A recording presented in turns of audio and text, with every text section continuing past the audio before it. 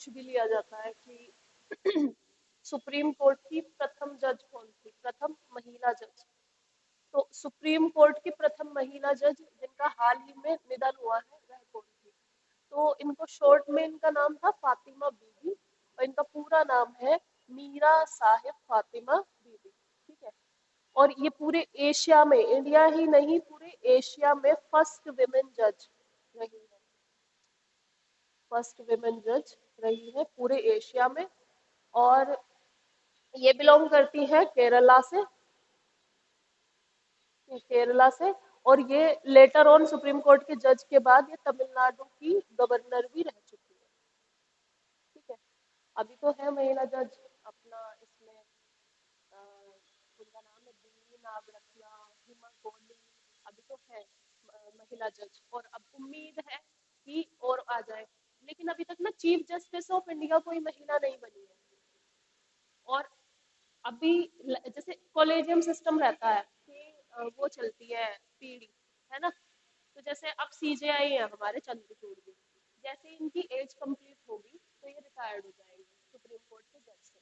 फिर इनके बाद आई थिंक फोर्थ या फिफ्थ नंबर पे जो है महिला जज है, जो फर्स्ट महिला चीफ जस्टिस ऑफ इंडिया बनेगी, मतलब जो रो में है अभी।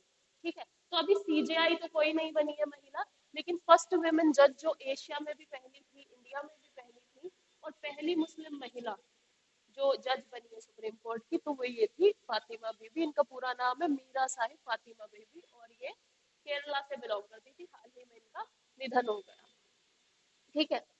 नेक्स्ट इसमें क्वेश्चन है, हाल ही में भारत नेपाल के मध्य संयुक्त युद्ध अभ्यास आरंभ हुआ, उसका नाम क्या है? तो नेपाल और भारत के मध्य सूर्य किरण नाम से जो है युद्ध अभ्यास आरंभ हुआ है, सूर्य किरण नाम से। ये जॉइंट एक्सरसाइज है जो भारत और नेपाल के बीच में होती है। एक्सरसाइजेज इतनी सारी है तो ये बहुत कंफ्यूज हो जाओगी। अब एक एक्सरसाइजेज की लिस्ट है, वो मेरे पास है, तो वो मैं तुम लोगों को डाल दूंगी ग्रुप में, ऐसे देख लेना। क्योंकि जैसे अब कोई भी एग्जाम आ रहा है तो कुछ भी पूछ सकते हैं, एक्सरसाइजेस तो क्वेश्चन आते ही हैं। तो सूर्य किरण ये नेपाल के बीच में हुई है हाल ही में, और ये जो है सैन्य अभ्यास सूर्य किरण होता चला आ रहा है काफी टाइम से नेपाल के साथ में। हाँ, तो ये 17वीं एक्सरसाइज है, और इसमें टोटल 334 जो पर्सोनल है, यानी कि 334 जो सैनिक है उन्होंने इसमें पार्ट लिया है, 334। नेक्स्ट है, हाल ही में ये इसका नाम है H9N2 रेस्पिरेटरी डिसीज किस स्थान पर उत्पन्न हुआ? तो चीन में एक नया वायरस जन्मा है जिसका नाम है H9N2। ये एक एवियन इन्फ्लुएंजा है। एवियन का मतलब बेटा एवी कहीं भी वर्ड आए समझ लेना बर्ड, है ना।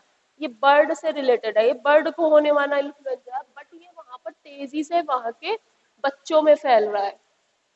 ठीक है, तेजी से वहां के बच्चों में फैल रहा है एवियन इन्फ्लुएंजा है तो पक्षियों वाला, बट ये बच्चों में हो रहा है रेस्पिरेटरी डिसीज।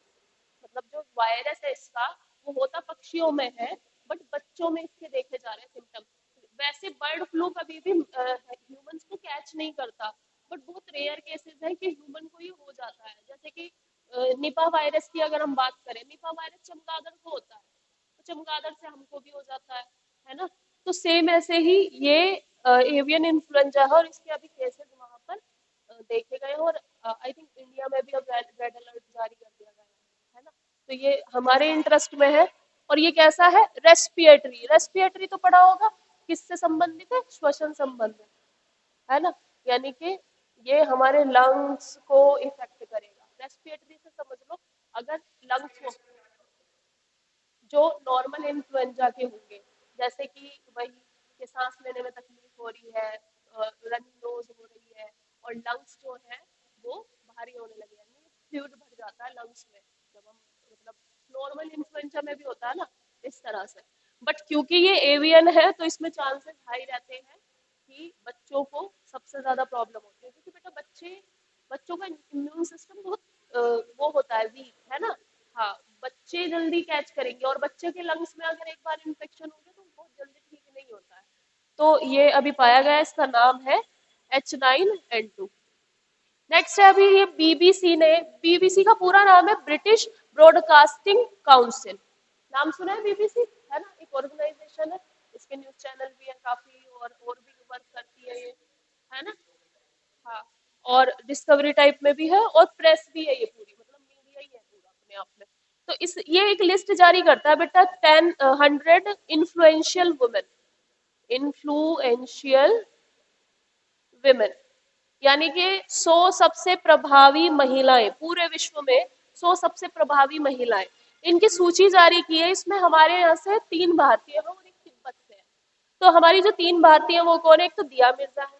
दिया मिर्जा का नाम क्यों है बेटा? ये हम एक्ट्रेस है, इंडियन एक्ट्रेस। ये जो है ना यूएनएससी की, यूएन की गुडविल एम्बेसडर है। गुडविल एम्बेसडर होते हैं ना, शांति दूत, तो ये वो है ना। ये उनके, उन्होंने काम किया है काफी, वाइल्ड लाइफ को लेकर भी इन्होंने काम किया है, और मतलब बच्चों की शिक्षा वगैरह को लेकर भी इन्होंने काम किया है, दिया मिर्जा ने। नेक्स्ट है हरमनप्रीत कौर, ये क्रिकेटर है, ठीक है, हमारी देखोगे इंडियन टीम की कैप्टन है विमेन, हरमनप्रीत कौर। तो हरमनप्रीत कौर का भी नाम है। और आरती कुमार राव है, ये फोटोग्राफर, ठीक है। ये तीनों महिलाओं के जो नाम है, ये 100 सबसे प्रभावी महिलाएं या मोस्ट इन्फ्लुएंशियल वुमेन जो है इन द वर्ल्ड। हाँ, 100 जो वुमेन है उसमें हमारे भारत से भी इन 3 महिलाओं के नाम है, और एक तिब्बत से। तो इनके नाम भी याद रख रहे थे कि हाल ही में किसने किया इसको, बीबीसी ने किया है, और कितनों को किया है, इन तीनों के नाम। नेक्स्ट है, हाल ही में किस देश ने भारत से अपने डिप्लोमेटिक मिशन को स्थायी रूप से बंद कर दिया है? अब अफगानिस्तान ने अपने डिप्लोमेटिक मिशन को यहाँ से बंद कर दिया है, और स्थायी रूप से।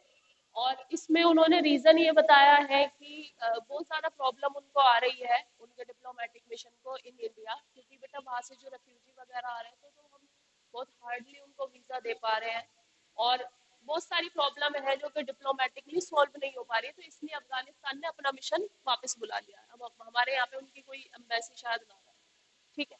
तो ये अफगानिस्तान ने अभी डिसीजन लिया है हाल ही में, क्योंकि एटीट्यूड भी गवर्नमेंट का थोड़ा जब से सही नहीं है, जब से तालिबान ने टेक ओवर किया है। क्योंकि तालिबान को we did not consider as a country, it's a kind of terrorist organisation. मतलब तालिबान का एटीट्यूड ऐसा रहा है कि टेररिस्ट ऑर्गेनाइजेशन की तरह ही रहती है, ठीक है। तो जब से तालिबान ने वहां पे कब्जा किया है ना, तब से हमने वहां से थोड़े रिश्ते खत्म कर लिए हैं। तो अफगानिस्तान में डिप्लोमेटिक मिशन जो है अपना बंद कर दिया, यानी कि अब वहां से उनका कोई भी एम्बेसडर हमारे यहाँ इंडिया में नहीं रहेगा, चले जाएंगे। दिल्ली में जो सबकी एम्बेसी है दिल्ली में, पता है तुम्हें, सूडान से लेकर के सबकी एम्बेसीज है दिल्ली में, वहां पे उनके डिप्लोमेट्स रहते हैं। तो ऐसे अब उनके डिप्लोमेट यहाँ नहीं रहेंगे। देखा तुमने, मतलब किस एरिया में, देखो मुझे ऐसे याद है, हमारा जो सुप्रीम कोर्ट वाला एरिया है उसके आसपास एम्बेसीज है बहुत सारे, उसके आसपास। नेक्स्ट है, हाल ही में केंद्रीय मंत्री अनुराग ठाकुर ने किन खेलों की शुरुआत भारत में कराने का प्रस्ताव। तो भारत में कभी भी पैरा गेम्स नहीं होते, जो फिजिकली चैलेंज लोगों के लिए होता है, वो हमारे यहाँ नहीं होते थे। तो हमारे जैसे खेलो इंडिया प्रोग्राम है ना, खेलो इंडिया खेल होते हैं हमारे यहाँ पे, ऐसे खेलो इंडिया पैरा गेम्स हुआ करेंगे अब। तो ये हमारे केंद्रीय मंत्री जो है, खेल मंत्री है अनुराग ठाकुर, इन्होंने अभी अनाउंस किया है कि हमारे यहाँ भी पैरा गेम्स होंगे, ठीक है। नेक्स्ट है, हाल ही में बुकर प्राइज 23 किसको मिला? ये पॉल लिंच है। बुकर प्राइज जो है ये वर्ल्ड का सबसे बड़ा, जो राइटर जो ऑथर होते हैं ना उनको दिया जाने वाला प्राइज है, मतलब बुकर प्राइज, यानी कि जिसने बहुत अच्छी किताब लिखी है उसको ये दिया जाता है। तो ये ना प्रॉफिट सॉन्ग इन्होंने लिखा है, इसमें इन्होंने एक महिला की कहानी बताई है, और इनका नाम है, मतलब इस बुक का इन्होंने नाम रखा है प्रॉफिट सॉन्ग। इसमें उन्होंने कहानी बताई है एक महिला की, और ये बुकर प्राइज 23 इनको मिला। इनका नाम है पॉल लिंच, 2023 का बुकर प्राइज। नेक्स्ट है, हाल ही में इंडियन कोस्ट गार्ड में 9th नेशनल रिस्पॉन्स एक्सरसाइज कहाँ आयोजित हुई? तो गुजरात में अभी इंडियन कोस्ट गार्ड ने एक एक्सरसाइज की है जिसका नाम है नेट पोल रेक्स। तो इसका नाम है नेट पोल रेक्स, और ये इन्होंने अभी गुजरात कोस्ट में हमारे इंडियन कोस्ट गार्ड में की है तैयारी, ठीक है। तो इसको याद रखना, एक एक क्वेश्चन अभी, क्योंकि एग्जाम्स भी चल रहे हैं। दिल्ली पुलिस के तो शायद हो गए, लास्ट हो गए, दिल्ली पुलिस के एग्जाम लास्ट हो गए, नहीं हुए, तो अभी चल रहे हैं। तुम नहीं दे रहे हो, बट जो लोग दे रहे हैं उन लोगों को ये याद करने चाहिए, ताकि अभी हाल ही में कुछ भी हो रहा है तो वो लोग पूछ लेते हैं, ठीक है, तो दिस इज डन, इसको कर